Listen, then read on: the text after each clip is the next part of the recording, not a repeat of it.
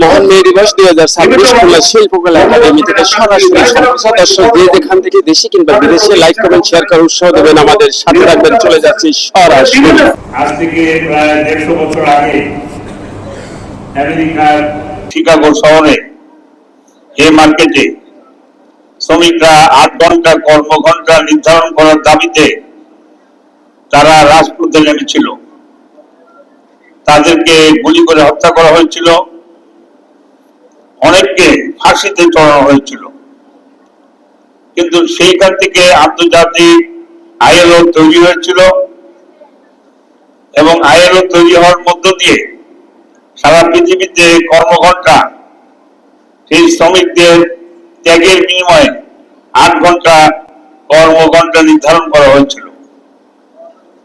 আজকে আমরা যে মুহূর্তে একটি গণতান্ত্রিক সরকারের অধীনে এই শ্রম দিবস পালন করছে, শ্রমিক দিবস, যখন আমাদের দেশে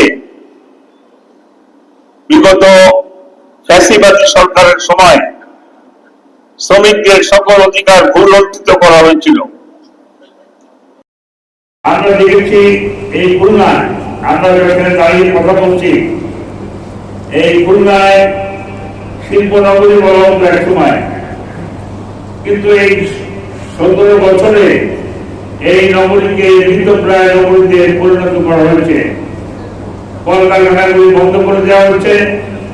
সরকারের ভ্রান্ত নীতির কারণে বাংলাদেশ থেকে জুট প্রেস, জুট বেরিং এগুলি বন্ধ হয়ে গিয়েছে। হাজার হাজার শ্রমিক কর্মক্ষেত্র থেকে তারা কাজ হারিয়েছে এবং শুধু তাই নয়, যাদেরকে ছাঁটাই করা হয়েছে তাদের ন্যায্য অধিকার, ন্যায্য পাওনা পরিশোধ করা হয় নাই। বাংলাদেশের শ্রমিকদের সকল অধিকারকে ভূলুণ্ঠিত করা হয়েছে। আমরা জানি আমাদের স্বাধীনতার ঘোষক শহীদ জিয়াউর রহমান, তিনি গর্ব করে বলতেন যে আমি একজন শ্রমিক। বাংলাদেশের সকল প্রেক্ষাপটে বর্তমান গণতান্ত্রিক সরকার শ্রমিকদের ন্যায্য অধিকার প্রতিষ্ঠার জন্য আপ্রাণ চেষ্টা চালাচ্ছে। ইতিমধ্যে সারা বাংলাদেশে দল মত নির্বিশেষে সকল মানুষকে ভ্যালিড কার্ড দেওয়া হচ্ছে, কৃষক কার্ড দেওয়া হচ্ছে।